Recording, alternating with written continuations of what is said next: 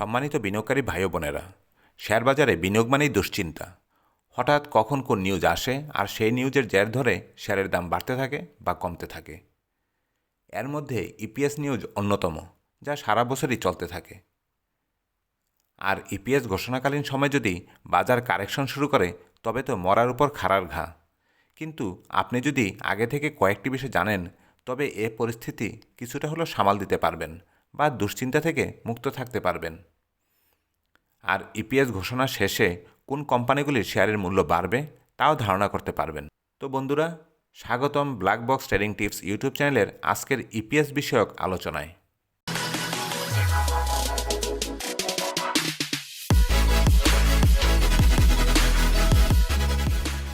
শুরুতেই বলি, ভিডিওটি অনেক তথ্য সমৃদ্ধ। আপনি যদি স্কিপ করে দেখেন তবে 2 মিনিট সময় বাঁচাতে পারবেন, কিন্তু অনেক প্রয়োজনীয় তথ্য এবং পরামর্শ মিস করবেন। প্রথমে আসুন, ইপিএস কী? ইপিএস মানে আর্নিং পার শেয়ার।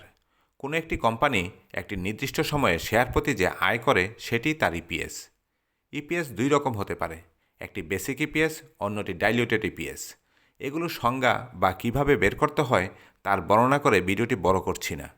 আপনারা জানতে চাইলে গুগল থেকে দেখে নিতে পারেন। কোম্পানি কখন এবং কতবার ইপিএস ডিক্লেয়ার করে? বর্তমানে আমাদের দেশে স্টক এক্সচেঞ্জে নিবন্ধিত কোম্পানিগুলি 3 মাস অন্তর বছরে 4 বার ইপিএস ডিক্লেয়ার করে, যাদেরকে আমরা কোয়ার্টার 1, কোয়ার্টার 2, কোয়ার্টার 3 এবং ফাইনাল কোয়ার্টার বলে থাকি। জুন ক্লোজিং এবং ডিসেম্বর ক্লোজিংয়ের উপর নির্ভর করে ইপিএস ঘোষণার সময়ের তারতম্য হয়। প্রতিটি কোম্পানি ইপিএস ঘোষণার পূর্বে বোর্ড অফ ডিরেক্টরসদের মিটিং আয়োজন করে এবং বোর্ড অফ মিটিংয়ের তারিখ স্টক এক্সচেঞ্জের ওয়েবসাইটে ওই কোম্পানির নিউজ পেজে প্রদর্শিত হয়। সো আপনি যখন কোনো কোম্পানির শেয়ার ক্রয় করবেন, তখন পূর্ববর্তী ইপিএস ঘোষণার ডেট দেখে নিয়ে পরবর্তী ইপিএস কখন আসবে বা আসতে পারে সে সংক্রান্ত একটি আগাম ধারণা করে রাখতে পারেন। ইপিএস মৌসুমে কেন শেয়ার বাজার অস্থির থাকে?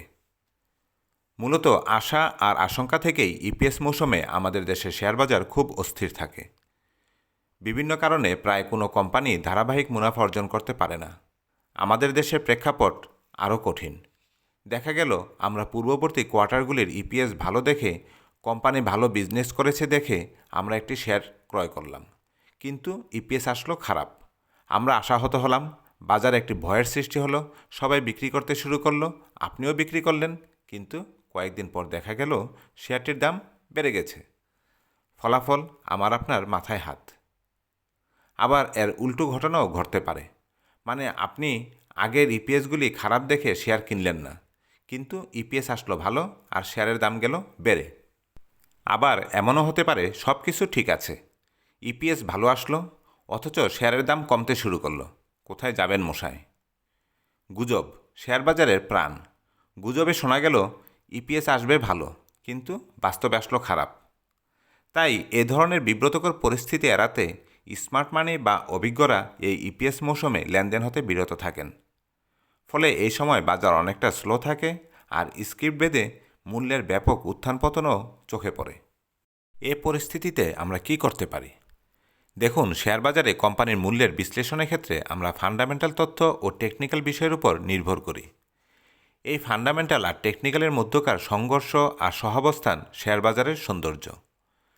মার্কেট মেকারদের ইচ্ছা বা মার্কেট সেন্টিমেন্ট অনুযায়ী কোনো শেয়ারের মূল্য যখন বাড়তে থাকে বা কমতে থাকে, ঠিক তখনই ফান্ডামেন্টাল তথ্য এই চলার পথের ছন্দপতন ঘটায় বা গতি প্রদান করে।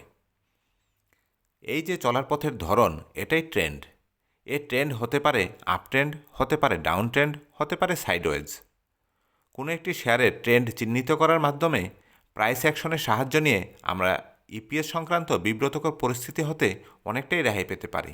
আসুন, বাস্তব কিছু উদাহরণের সাহায্যে আমরা ব্যাপারটা আরও স্পষ্ট করার চেষ্টা করি।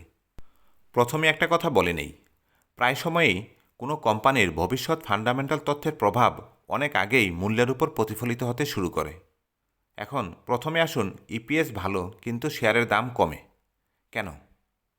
দেখুন, এই শেয়ারটির ক্ষেত্রে ইপিএস পূর্বের তুলনায় বেশি আসা সত্ত্বেও শেয়ারের দাম কমে গেল। বিষয়টি যাতে খুব সহজে বোঝা যায় তার জন্য আমরা শেয়ারটির উইকলি চার্ট পর্যবেক্ষণ করব। এখানে শেয়ারটির ট্রেন্ড আপ তা সুস্পষ্ট।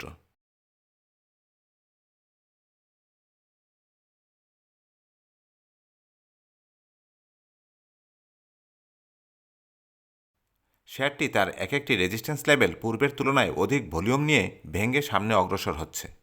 শেয়ারটির বর্তমান অবস্থান যদি পর্যবেক্ষণ করি তবে দেখা যায় শেয়ারটি তার ডায়াগোনাল রেজিস্ট্যান্স সফলতার সাথে ব্রেক করেছে।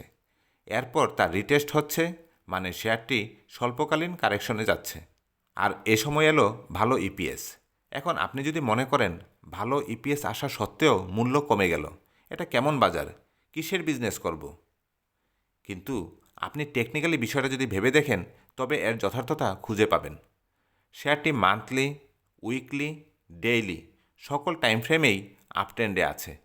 কাজেই এখানে ইপিএসের তেমন কোনো প্রভাব নেই, বরং শেয়ারটি তার টেকনিক্যাল বিষয়টিকেই মেনে চলছে। ইপিএস খারাপ কিন্তু শেয়ারের দাম বাড়ে কেন? ইপিএস খারাপ আসা সত্ত্বেও শেয়ারের মূল্য ভল্টেড হতে পারে। এমন একটি উদাহরণ আপনাদের দেখাচ্ছি।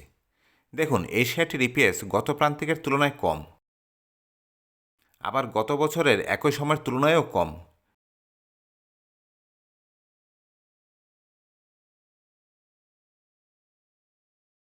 শেয়ারটির দর 2 দিন কমলেও দেখুন আজ শেয়ারটি হল্টেড। কেন এমন হলো? সম্ভাব্য ঘটনাটি টেকনিক্যালি আমি আপনাদের দেখানোর চেষ্টা করছি। চলে আসুন শেয়ারটির মান্থলি চার্টে। দেখুন ম্যাজিক। শেয়ারটি তার ডায়াগোনাল রেজিস্ট্যান্স ব্রেক করেছে, রিটেস্ট করে আবার সামনে এগোনোর চেষ্টা করছে। ইপিএসের প্রভাবে শেয়ারটির মূল্য সাময়িক হ্রাস পেলেও মূলত টেকনিক্যালি আমরা দেখতে পাই শেয়ারটি তার টেকনিক্যাল বিষয়টাকেই গুরুত্ব দিচ্ছে। চার্ট দেখে কি ইপিএস কেমন আসবে তা ধারণা করা যায়? জি, অনেক সময় করা যায়। ইপিএস ডিক্লেয়ার করার পূর্বে যে শেয়ারগুলির আপট্রেন্ড র্যালি সৃষ্টি করে তাদের ইপিএস সাধারণত ভালো আসে।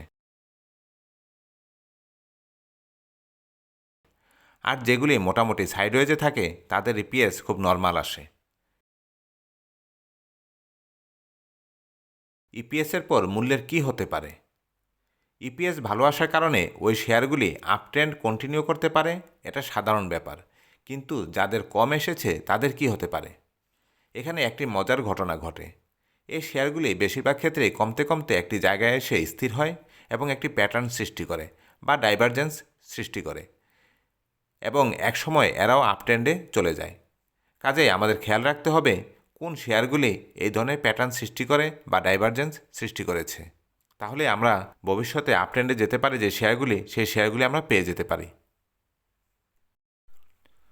শ্রদ্ধেয় বিনিয়োগকারীগণ, আলোচনার শেষ অংশ দেখে বা শুনে মনে হতে পারে তাহলে কি টেকনিক্যালি সব?